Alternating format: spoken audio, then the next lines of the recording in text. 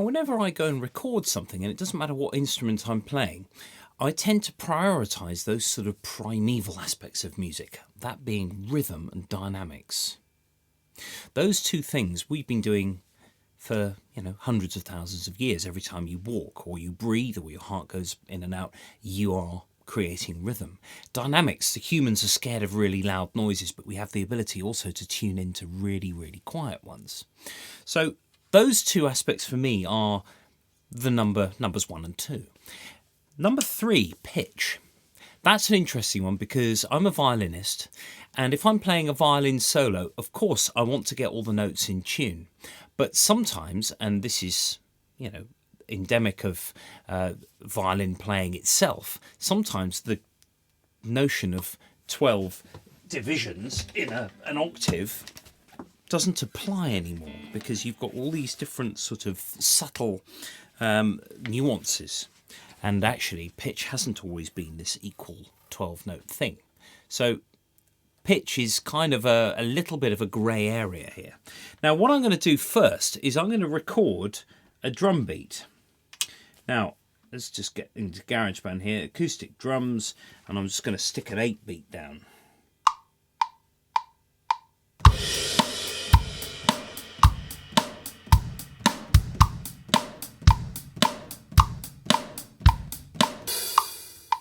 Now, that by its very nature wasn't really in time to that click, that metronome. Now, it makes a difference though. If you've heard that metronome for a couple of minutes going, you can then start to internalise that beat and therefore nail the divisions in between those beats, whether they be quarter notes, which is what the beat is, or whether they're eighths or sixteenths or triplets or whatever it is, whatever division it is. So what I'm going to do is I'm just going to quantize this to the nearest eighth note. There we go.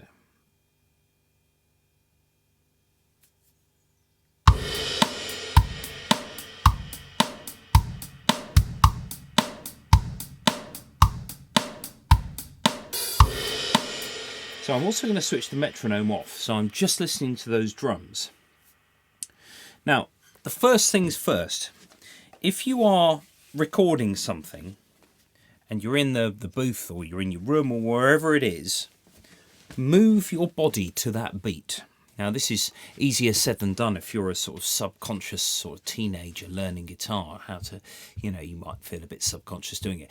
Actually, it helps you massively. Your head, for example, is a very heavy bit of kit and really does help with the driving of that rhythm so that you've got the head moving down on the strong beats, up on the weak ones, which is kind of what you want anyway. When you're playing drums, especially with the hi-hats, you want those offbeat hi-hats to be slightly quieter so that you're leaning on those beats.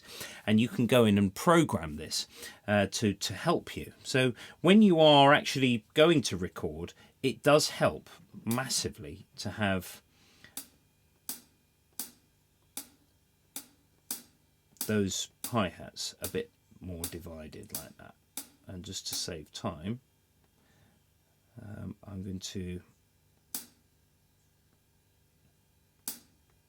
just delete those, and I'm going to copy those and stick them there. Now, the reason for this is that if you've got a really decent click track to start, then you really are in business. So copy those, stick them at the bar there, and then stick those at the bar there. Get rid of the last one because it's an open hi-hat. So now we should have a bit more drive on those hi-hats.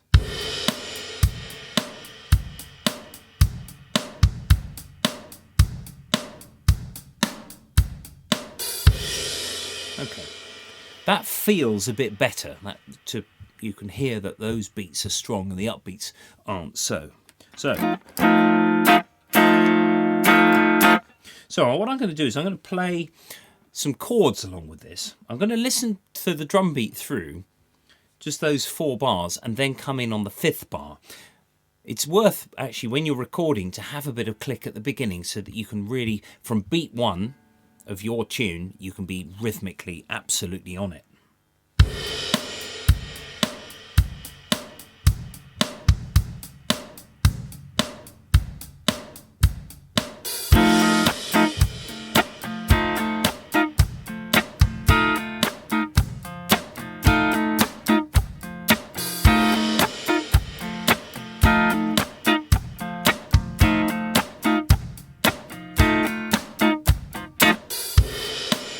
So, there were several dynamic aspects in there. Remember the second one I mentioned.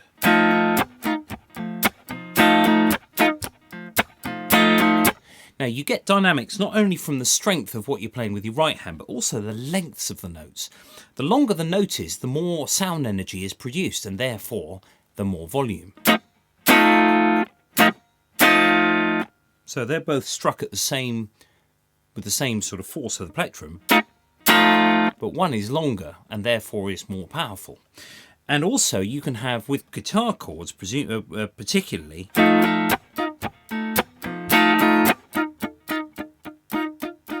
you can play some of them a bit more muted.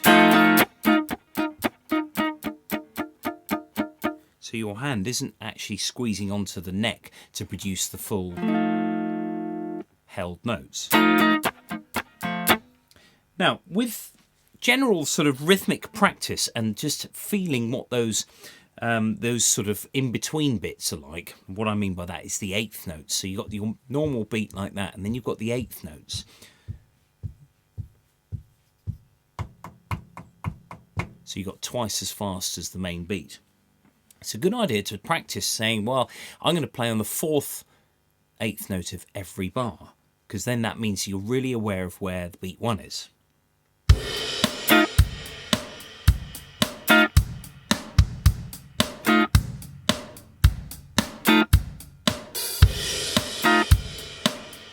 Etc. Don't worry about playing on the first, third, fifth or seventh, because actually that's the main beat. Second, fourth, sixth or eighth. So let's do the sixth.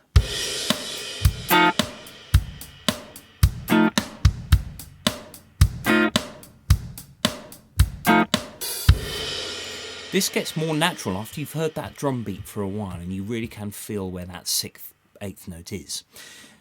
Err on the side of being ever so slightly late. If you anticipate, if you're sort of going ready for it, it's going to be slightly early, and you really don't want that. To be behind a beat slightly is preferable to being in front of it.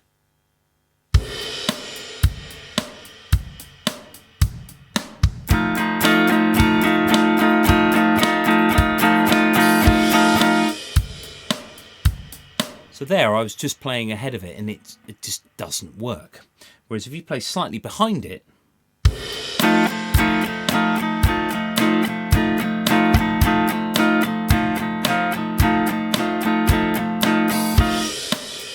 that was a bit lazier than that on here, but actually it worked much better.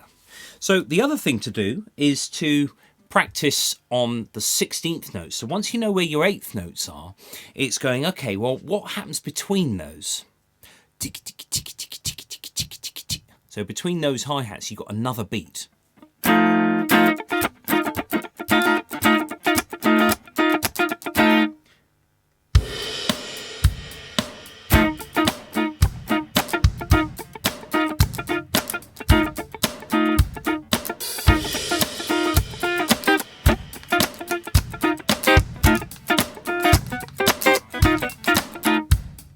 Then trying to play on a specific 16th note.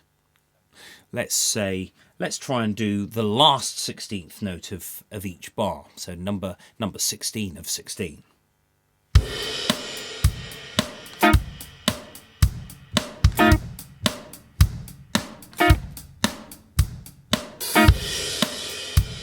Notice that I did an upstroke on that 16th. Now that's because it's one of the least significant bits, is that the last 16th. It's all the little bits in between that really make that sort of, that rhythm, that groove, the sort of in the pocket thing that people talk about, where it's about rhythmic sort of subtlety rather than the sort of driving beat. So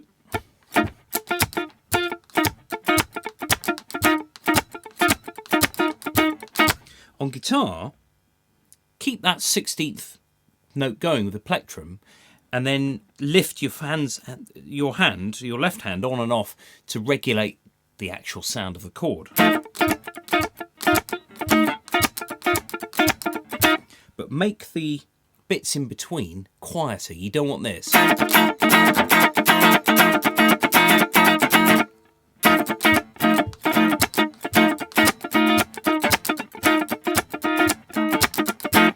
Notice also on the second beat where the snare drum is on there, I actually did it a bit more of a slap with that right hand.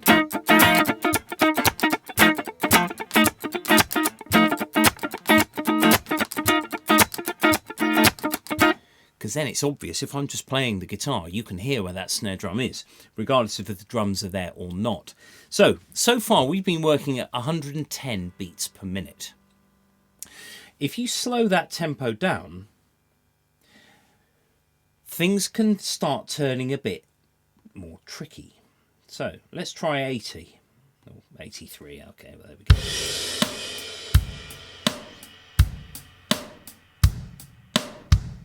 There's more to go wrong because there's more of a gap between those divisions of your beat.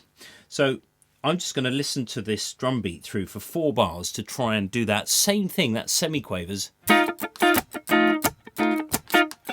but this time at the tempo of 83.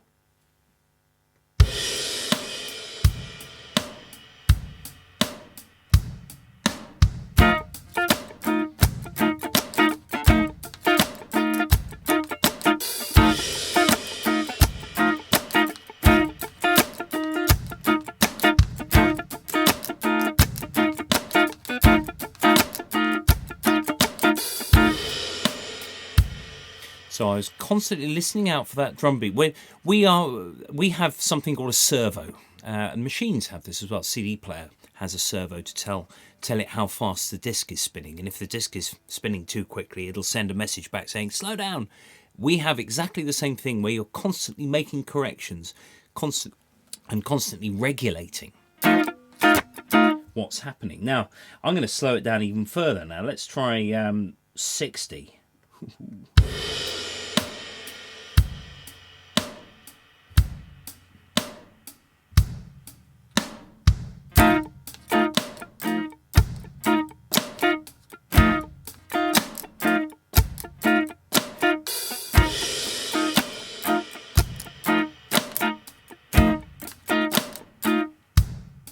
I can already hear that I'm rushing that beat because there's much more of a gap this time for things to be put in the wrong place.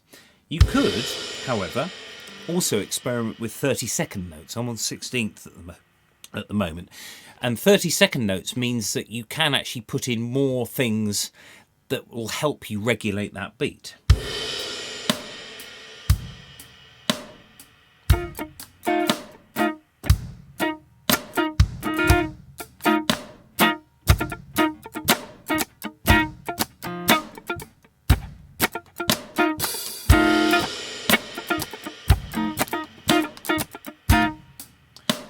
At this point, I'm going to stick just a very basic bass line in so that you can hear how maybe a bass player might approach this sort of same thing. So I'm just going to get the P bass. I love that one. So.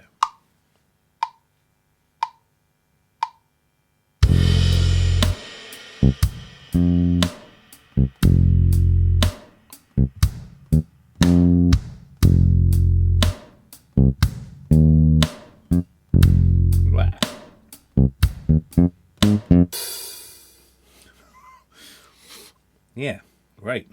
Not. Okay, I'm just going to quantize that. Now this time I'm going to quantize to 16ths because I was actually doing a few things there that required that level of accuracy.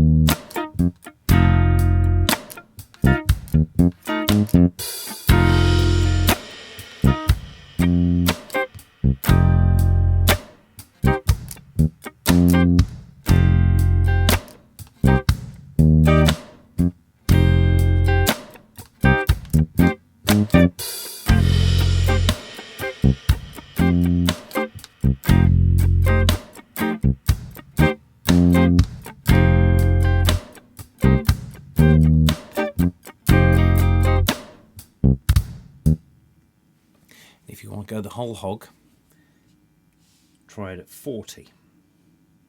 That is the slowest speed that GarageBand will allow you to go, but if you really want 20 beats per minute, you could record your drum beat half the speed of your main tempo, and then you get that 20 beats per minute. This is where it really, really becomes tricky. This time you can just concentrate on getting those sixteenths constant.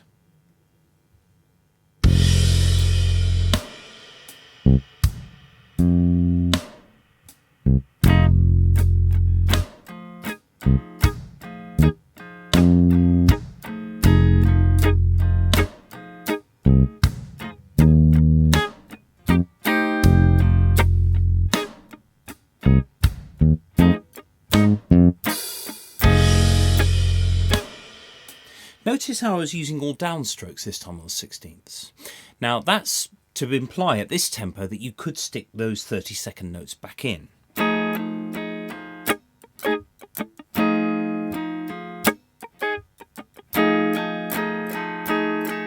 Regulating that down, up at 40 is hard. This is good practice.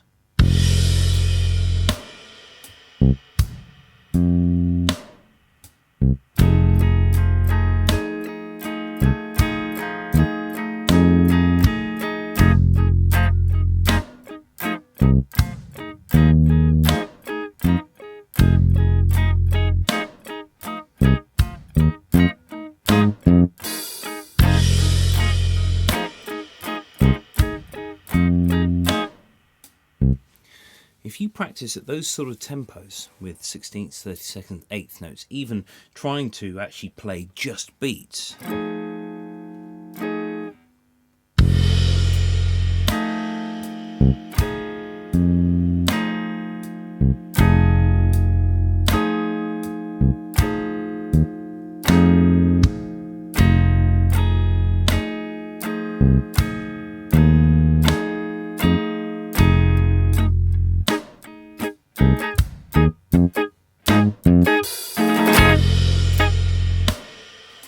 even tried some 64ths there, but the whole thing has to sit on there. So that's internalising the rhythm, and then the dynamics. Decide what is important to have those loud and soft bits. So that's at 40 beats per minute.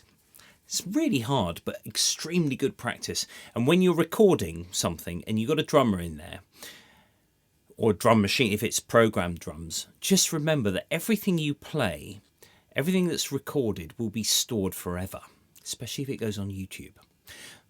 So it's got to be right. It's got to really, it's got to be one of those things that you just have to really nail when you're going into, when you do any recording. It's rhythm and dynamics.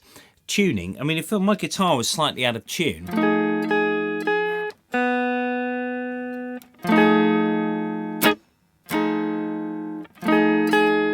that's a little bit sharp now, but that particular chord is quite tricky to hear that if there's a tuning problem anyway, because it's a 7 sharp 9, you've got an A in your G sharp in your F7 sharp 9 chord.